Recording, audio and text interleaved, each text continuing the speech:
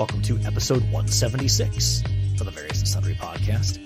I'm your host, Matt Harmon, joined live from the Vault Studio on the beautiful campus of Grace College and Theological Seminary by my good friend, my colleague, my co-host, and the man who is fading before my very eyes. Oh, my goodness. John Scott Sloat. 3 episodes, Doc. 3 episodes today. Yeah, this is number 3. I'm dragging. Yeah. I'm dragging. I can tell. And you're mixing up words pre-ep? Yeah. I can tell the coffee needs to kick in a little bit there and get something a little stronger. Yeah, maybe. I don't know. Who knows? But yes, so if you're not aware, we are recording this, even though it drops on May 16th, we're recording this on May 1st because I will still be gone. You will be back from your Go Encounter travels, right? Yep. May 16th? You're already back? I land on the 14th. Okay. Yeah. Wow. All right. I get back the 14th. So yeah. So I'll be back in the office this day. Yeah. So I will be in Brussels. And what are you doing in Brussels? Well, actually, this day, if it's the 16th, I think our plan is to do our day trip to a smaller Belgian city named Bruges, Okay. which has an even more like old European classic feel to it. So I think that's the game plan for that day. About an hour train ride from Brussels to get there. Not far. Basically, it's almost on the water, but not quite. From what I understand, there's also some you can take. We're going to do a tour, I think, on the canals that are there. Okay. Nice little twist there. But doing anything at the EU? I would like to. I'd like to at least pop in. You know. Okay. And I think the headquarters for NATO is in Brussels as well. I think you're right. So, yeah. Again, this is part of where the challenge comes in of my interests versus what I think our students will be interested in. Are students not interested in European politics? Probably not. Interesting. And to be honest, I'm not a European political wonk. So, but, it just feels like I always enjoy when you see stuff on the news, you go, I've been there. Yeah. Yeah. That's just kind of a nice little thing. Like, I'm familiar with that place. Yeah. But we're going to have plenty of waffles, plenty of chocolate. I was about to say, at this point, what's the over-under on number of waffles you've eaten? So by this point, I'm going to set it at 3. Okay. Yeah, I think that's probably fair. Yeah, this will not be good for the diet. Well, you want to know what? My co-leader for my New York trip and I were talking about this. It's just like on these trips, you end up walking like a ton. 10 miles a day? I mean, you end up walking a lot. Yeah. And so it's like a license to eat. You can really eat whatever you want because you're gonna do 7, 8, 9, 10 miles in a day. Lots of walking. Multiple thousands of steps, and it's really a license to eat. Absolutely. That's some excellent counsel there from John Sloat. Yeah. Counsel, rationalization, however you want to phrase it. We'll go with counsel. That'll work. If you would like to reach the show and chime in with your thoughts on whether that is legitimate logic or not, you can reach us on Twitter at VNSPod. You can email the show, variousandsundrypodcast@gmail.com. Find us on Facebook, find us on YouTube, and we would love for you to leave a 5-star rating and a review. All right. So, John, since we're recording so far in advance, no sports segment here just because who knows what's happening at this point. NBA playoffs will have continued on. It's still happening, probably. Yeah. When is the Kentucky Derby? Has that happened by now? Probably.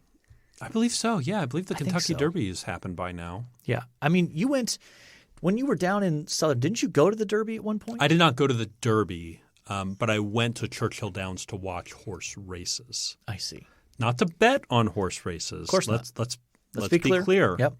Now, the people I was with bet on a horse. Okay.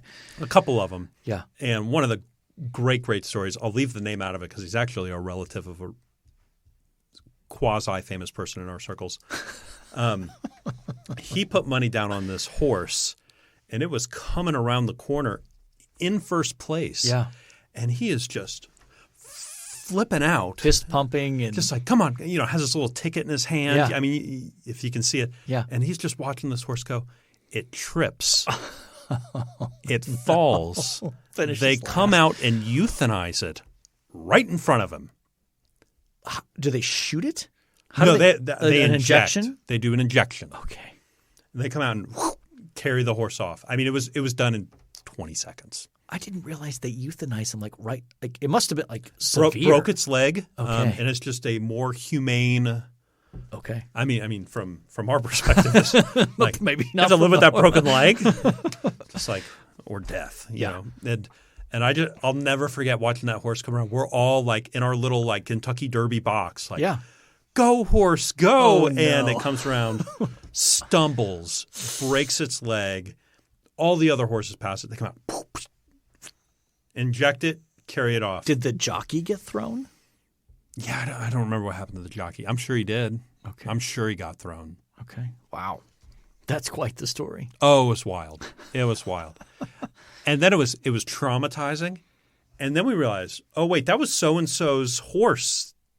That's hilarious. And at one level, right? He had put $5-10 on this Yeah. horse, and this horse passed essentially maybe 100 yards before it was about to win that race. That's tough. Yeah, That is tough. and he would have won $100 or something like that. Okay. But it was a fun moment. So all that to say, we have no sports segment today. Well, I mean the Derby. Yeah. We've got what we have is the possible of a Triple Crown winner right sure. now. Yeah. Oh, whoever wins the Kentucky Derby. It Right? has the potential of a That's Triple right. Crown. Yeah. Yeah. We did in our last episode announce the summer read. We are doing Brian Rosner's book, Finding Yourself Why Looking Inward Is Not the Answer. We will have a link in the show notes for that. And read along with us. We'll read that Yes. a few chapters a week. Yeah. So I think I guess we didn't really talk about this when we would start. So this episode drops the 16th. Maybe we'll start on the 30th. Give 2 weeks from that. Sure. Sounds good to me. Yeah. Okay. We're just Yeah. doing this on the fly here. So Yeah, that sounds great. okay. There's your peek behind the curtain for our podcast planning session. Yeah, the only thing that's missing from the podcast planning is the Mexican food, Yes. Yes, indeed. So, go ahead and grab a copy of that. And we are looking forward to the opportunity to engage that book. I think it's important. I think it'll be helpful. So we will definitely look forward to that. All right, John, you ready for our main topic? Sure. Our topic for today, and this is your brainchild right here. Yes, I think I threw this out. Our planning sessions end up this way. You either have one or two really solid ideas that are usually text to me maybe a week ahead, like, hey, let's do this. And then we get together for lunch or something, and I'll throw out several ideas, some of them half-baked, Yeah. some of them not even that far. Some of them raw cookie dough. Yeah. This was one of those ideas that you were like, I like that. Let's do that. Yeah. Well, and in the interest of a little backstory here, so I mentioned to my life group last night we're going to be recording the several episodes, and when I mentioned this particular topic, the couple that's in our life group, actually Jordan in Indiana, who's a pretty regular listener, and so is his wife Esther as well. They both immediately lit up and said, "Oh, we have to listen to that." So I hope this delivers. I don't know. We'll see. But okay, so with that long lead up, the topic is things our families make fun of us for. Yep. Particularly wives. Well, I broadened mine out a little bit. I did too because I actually went through this list with my wife last. It's the most show prep I think I've ever done to make sure she was on board. And I threw out one of them. She goes, "I don't make fun of you for that. I like that. It's your parents that make fun of you for that." I went, "Okay, that's fair. Yeah. That's still family." I have broadened mine out because, to be honest, my wife doesn't make fun of me very much. The rest of my family, though, and in particular my sons, Yeah. they like to give Dad a little bit of ribbing for some things. So I kind of threw it all into one big stew of family. Okay. Sounds good. Is your list in order of? Is there any particular order to your list? I don't think so. No. Okay. Why don't you go first? You want me to go first? Yeah. You have 7. I have 6. Why don't you go first? I'm not committed to getting all of them in necessarily. Oh, okay. And actually, both of us, the first one is Well- basically the same. Yeah. So maybe we do the first one together. Sure. Leaving things open. Yeah.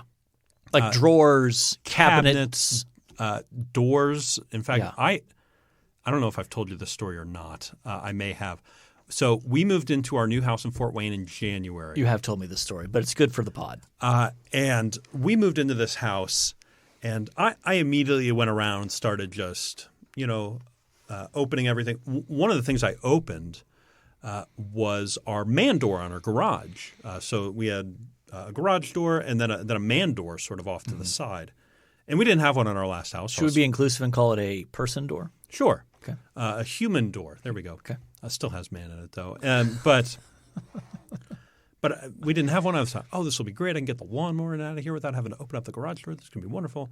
And so I shut it, thought I locked it.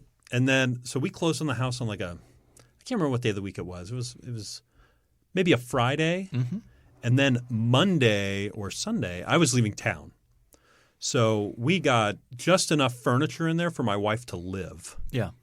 And then I went to the airport it must have been a Monday because she was working. I drove to Indianapolis, got a burger and was waiting to get on my flight, got in line for my flight.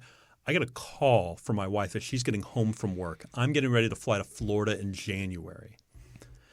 I get a call from her just like, did you leave the man door open on the garage? And I went, no, I don't think so. I don't think so. And so I'm like, I'm getting on a plane. Yeah. I can't talk very long. Right. So I'm like, call your parents. They can come over and help. They had left town. Okay. She calls the police. Okay. As a reasonable. I I think that's sensible reasonable. decision. Yes. You're a Young woman in a house by herself that you're not familiar with. that's right. Yeah. With no furniture whatsoever. Yeah. And if it's been empty for a little bit, maybe think somebody's been scoping it out, jumps in there, has seen moving truck, whatever. Yep. She calls the police. The police come and go. Well, we'll walk through the house. They walk through the house, go into every room and scream, "This is the police! Come out with your hands up!" Every single room in the house. My wife is embarrassed. Yeah. Super embarrassed. And I'm on this flight, able to text her, but not able to call. Right. And I have been trying to be more – I've been trying to shut doors more is the moral of this story. Okay, but you got to think that that's not an uncommon experience for the cops. Oh, yeah. They get those kind of calls, I would say, somewhat regularly. I'm sure. Right? I'm sure. There's a suspicious door open or something. The person's not sure. Or I knew a pastor who there was a big loud noise in the middle of the night, freaked him and his wife out. So they called the cops thinking maybe somebody had broken in. They discover, oh, no, actually this shelf broke or fell and then everything on it made this loud crashing noise. But they didn't discover that until after they'd called the cops, and cops had done the same kind of thing of going through the house. And so, yeah. Yeah, I don't think that's – I mean, I get feeling embarrassed about that, but I don't think that's as unusual as you might expect. So it's a new neighborhood for her. Yeah. We hadn't met any neighbors at that point. Well, and it's in January, you said, right? So, Yes. She's probably getting home at supper time-ish. It's super dark out. It's dark by then. Mm-hmm. Yeah. Unsettling to be sure. So, Okay. yes. Yeah, I don't have any stories connected to that piece of being made fun of. But I do have a habit of leaving drawers, cabinets. I'm not as much on the door end of things, just more cabinets and drawers. But It was a regular thing in our last house. I'd get a picture message from my wife of the garage door standing wide open. yeah, And I went, yep, that was Yep. probably me. yep. So I think I get teased in my larger family for having limited to no ability in the kitchen when it comes to cooking, which is fair. That's not like unfair. I have limited abilities in the kitchen in terms of cooking. You lack ability or desire? It's both. Okay. I mean, I guess in fairness, I've not done a lot of trying in terms of getting into cooking or baking or anything like that. And I think some of that, honestly, is just the fact that I got married pretty much straight out of college. Yep. My wife enjoys cooking. I didn't really know how. And so she just has, for our entire marriage, basically shouldered all of the cooking responsibilities. Now, as you know, Sundays after church, we have Clunch, Kate's Lunch, right, which is basically breakfast food. And I do prepare the bacon in that context. And I've branched out to also cover the scrambled eggs as well. Again, oh, really? That's a new development. Not exactly high difficulty level kind of stuff. But yes, I did not know about the scrambled eggs. And I've done literally like no baking. None. I'm not even sure I've ever made like easy bake cookie kind of stuff. Like literally just like throw them on the cookie sheet and throw them in the – I don't think I've even ever done that. If I have, I don't remember it. Now you grill though, right? I do grill. Okay. I do grill. So you got that sense of when meat's done? Yeah. Oh, yeah. Yeah. I'm done with that. Go for it. Okay. I almost always am making some kind of noise when not – and I did not realize this, but I'm always like clicking with my mouth or whistling or singing, which I'm not a good singer by any stretch of the imagination.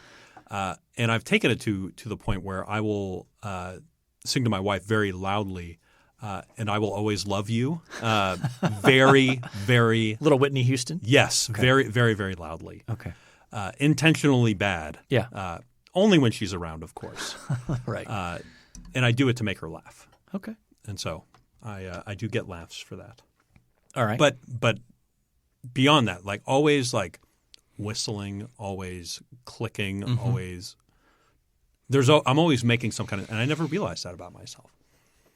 My leg is always bopping as well. Yeah. That's sort of in the same ballpark. Okay.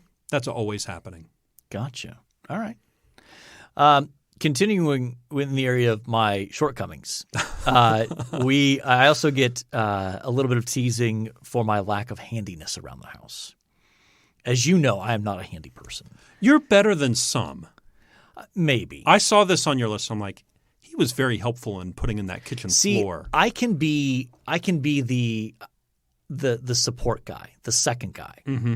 I'm not the guy who's like, I can spearhead this project to retile the kitchen or to do this. But I'm probably, I guess, handy enough where I can be the second guy and not just be the guy that's just handing tools in and being the sort of brute labor of, well, we need two people to move this kind of thing. Like I can do a little bit beyond that, but I don't enjoy it.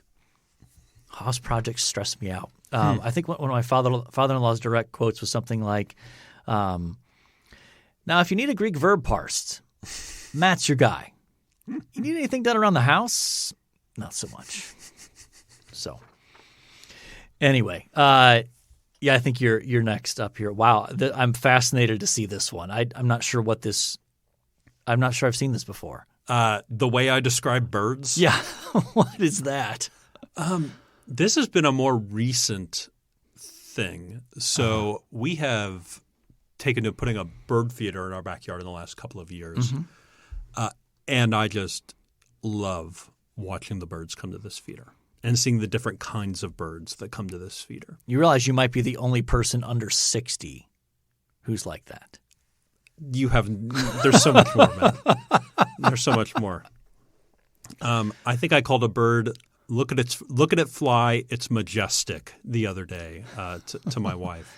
Look at it dance upon the wind, or saying things like that. Yeah. I get made fun of for. Yeah. Which is fine by me. Yeah. I'm okay with that. Okay. And weren't you telling me I don't see it listed on here. I think it was a connection with this. That you have an app. Yeah, that's my one thing I like for this then I'll episode. save So it. let's hold it. Okay. But yes, now I don't want people to confuse that. I don't like birds. Yes. In fact, you are you are fearful of birds. I don't like them coming at me. I don't like them flying around me. They kind of disturb me. Yeah. But I like sitting inside my house looking at them and identifying them. Like I think they're Yeah. One of my favorite memories from our first mystery trip is when we were in Sydney, Australia, and we went to a zoo. You remember this? Oh, yeah. And there's this area of the zoo where they were emus, weren't they? There were emus and there were kangaroos in that section as well. But the emus were like free roaming. Yeah. Like no barriers. So they could literally walk up to you. And anytime one even, I think, looked at you and gave the sense that it was contemplating heading towards you, you made an immediate U-turn and went the other direction. Well, it had an unblinking eye. First of all, that's just disturbing. Yes. And they stare. They do. They're a staring bird. Yeah. And they're a large bird as well. Yeah. They could do some damage. Right now, my dislike of like I enjoy watching birds at my feeder, right? The Behind a glass window. yeah. But I have Canadian geese in my yard. Oh, they're nasty. Oh, they're fierce. They came after Andrea and I the other day with like that head lowered and waggling along. Yeah. We're trying to figure out how to get rid of them out of our yard. I don't know. But when I was a student at Trinity for my master's degree, there are parts of that campus that they would take over. And you could it was dangerous to walk on sidewalks. They would just sit on the sidewalk. And if you started walking towards them, they would get aggressive. Yeah. They would get aggressive. Yeah. So right now there's like 2 to 4 that peruse like 7 to 10 yards within our vicinity. Okay. Do not care for them. Yes. I did identify them on my bird app though. So. Okay. My next one is more what my sons make fun of me for. The next two, actually. Okay. The first one is they tease me for being what they refer to as basically a mediocre high school athlete. Which that's funny because I wasn't a mediocre high school athlete. I would say I was a good high school athlete. Not great, but good. I mean, you played 2 sports at a 3. I played 2 years of basketball. I played 4 years of tennis and 4 years and ran cross country 4 years. At a large public high school. Yeah. So in Ohio, it was we were a Division II school. So not in the biggest schools, but like we were probably one of the bigger schools in the Division II level in terms of size. Which is funny. Your sons make fun of you for that because they went to a much smaller high school. A very, very small high school. Very small high school, yes. I like to remind them I am the only member in the family who has won a sectional championship in high school in tennis, in doubles tennis, and lost in the regional finals. That if my partner and I would have won that match, we would have gone on to compete in the state tournament. And then in cross country, I ran in the state cross country meet twice, made it to state twice. So again, I was not a great high school athlete, but I was definitely not a mediocre one. Yeah. But I get made fun of for being that. What ground do they have to stand on? I think because now they're old enough and have for several years now been able to beat me in just about everything that they feel the need to give me grief about it. Interesting. Yeah. What do you got? My next one is the way I stare at the yard. Oh my gosh. Okay. Particularly at our first house where I was responsible for the growing of grass. Oh yes, as has been well documented on this program. And I get questions about it. I know. in the world. Yeah. I would stand at the window and for like 10 to 15 minutes sometimes. Yeah. just stare at the grass out there. Mm-hmm. And I think rightly made fun of for that. And I still do. Like I stare Even at your new place. Yeah. Recently it's been like, can I mow today? Should I mow today? What do I do with these weeds that are coming up? Like stuff like that. So Do you bag your grass clippings? no, mulch them. Okay. I mulch them. Okay. So yeah, no, I don't. Do you have a master plan for renovating the landscaping in your new place? The landscaping at the new place is actually pretty good. Okay. So well-established yard, well cared for. Need to put down fertilizer, weed killer, you know, all those things. But it's pretty good. And do you find that enjoyable to do that stuff yourself? Absolutely. Okay. That's a great way to spend a Saturday morning. Okay. So keeping on the theme of things my sons make fun of me for, they make fun of me for being shorter than them now, which I have no control over. But I like to try to remind them, you are this tall because of me. But yes, they like to now stand next to me and kind of look down on old Dad there and reinforce the, gosh, Dad, you're short. I mean, I'm 6'2". Like, I'm not short. Okay. I remember when I first towered over my dad. Now I was 16, but it was a big moment. See, but Harmon boys are late growers. So both of my sons had major growth spurts. They were not as tall as me until they were seniors in high school. So like 18. And then they both grew 2 more inches in basically about 2 inches in college. Yeah. So now they're both about 6'4". Okay. It would have been nice if they'd grown a little faster for basketball purposes absolutely. earlier in life, but so be it. But they are tall. And again, since my father-in-law doesn't listen to the podcast, another quote that he loves to – he will look at my boys. My father-in-law is like 5'9".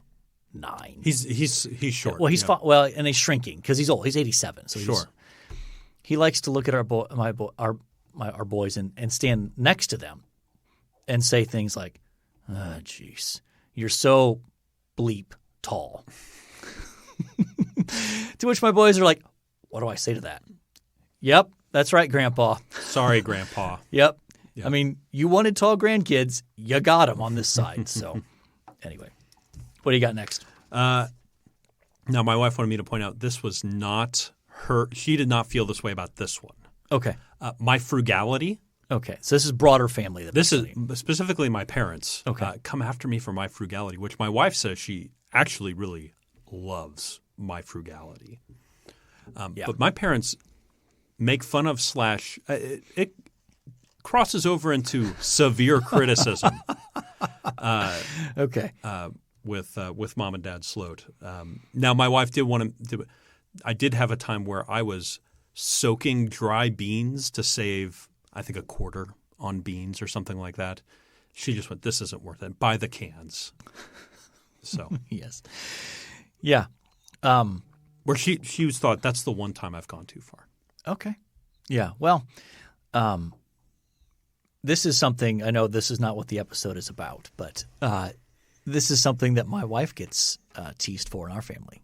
Frugality. Oh, yeah. Oh, yeah. She loves the phrase – you've heard her say this.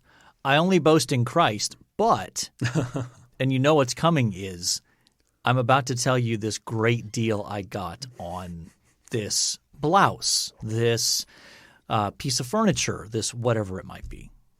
I only boast in Christ, but let me tell you about this great deal I got for this." Yeah. So, which I appreciate her frugality. So I'm grateful for it. Yeah. Yeah. So I guess my turn now.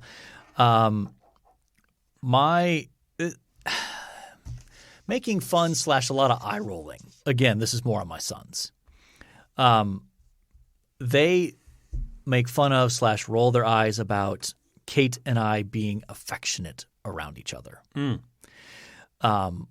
And making comments or, snuggling on the couch or kissing or whatever it might be, things that gross out, kids, which is understandable. Like, I don't want to see my parents kiss. You don't want to see your parents kiss.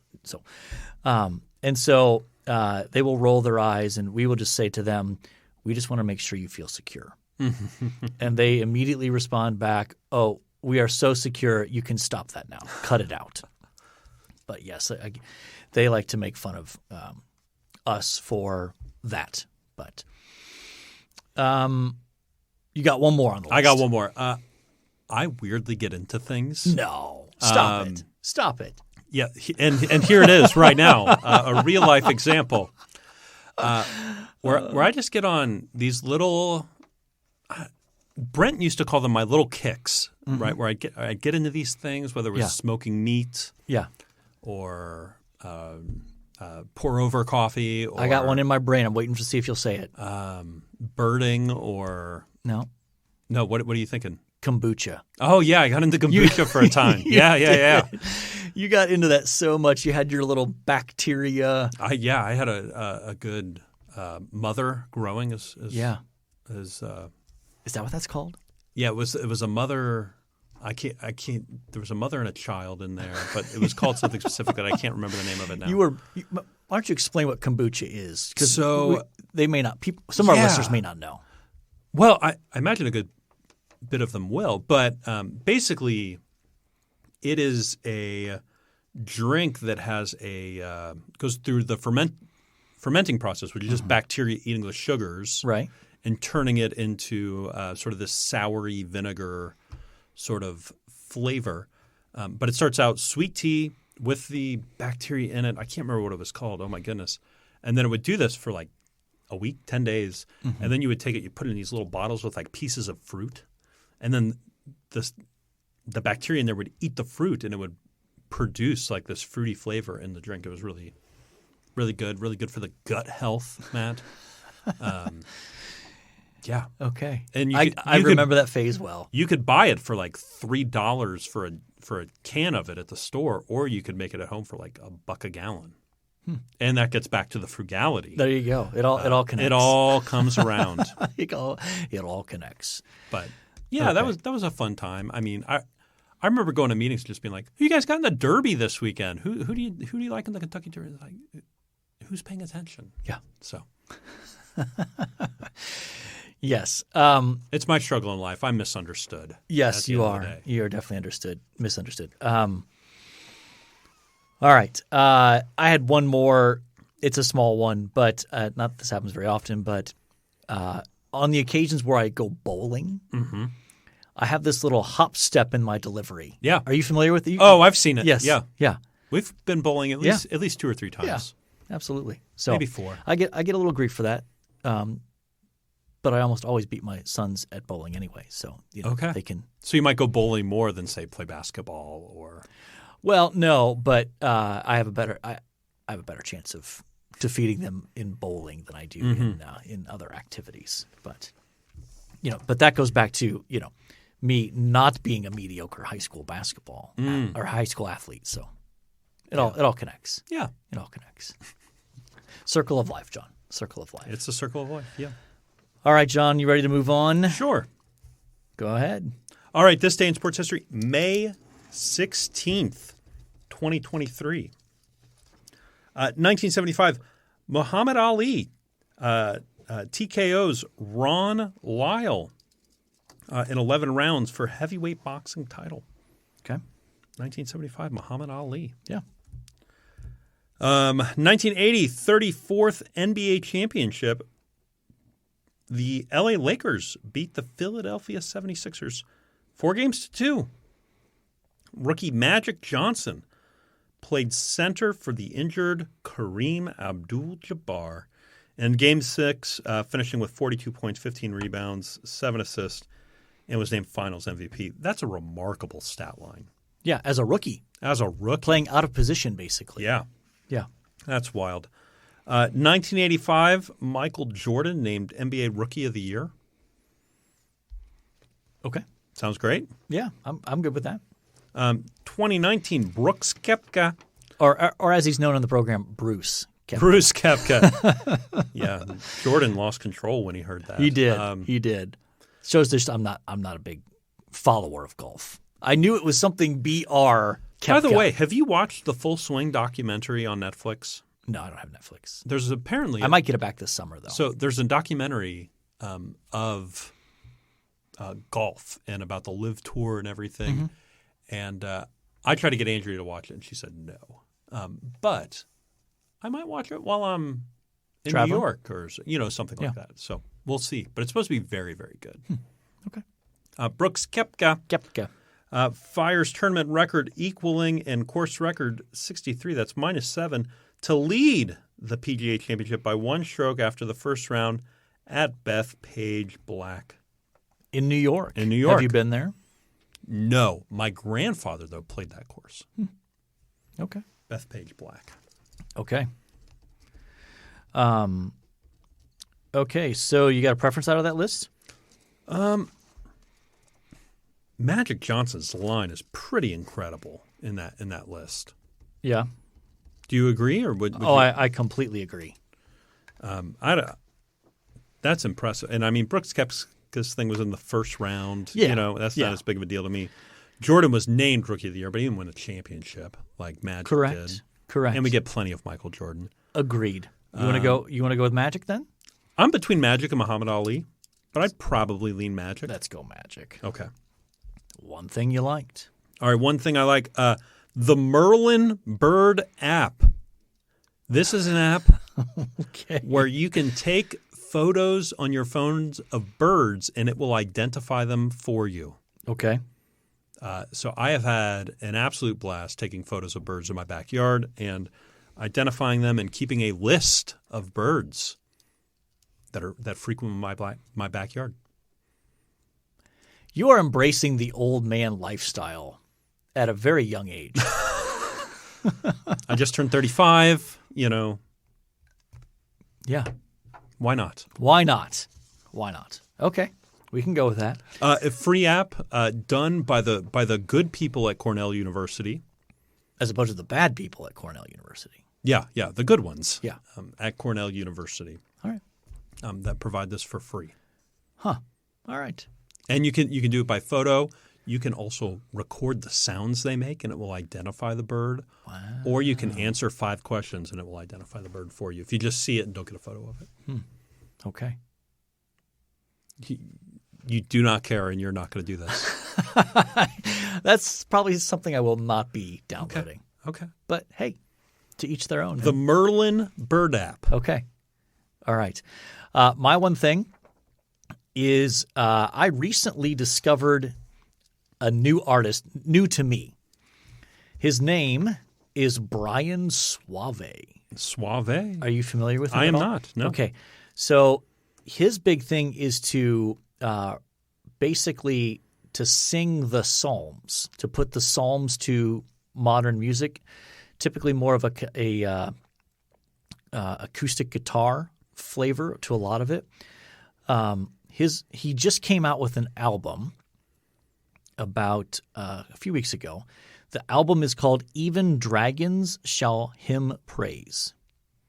Very good. Available on Apple Music. I'm sure it's on Spotify as well. But coming across his music has been a delight. He's got other stuff that he's done, but have been very impressed by most of his stuff.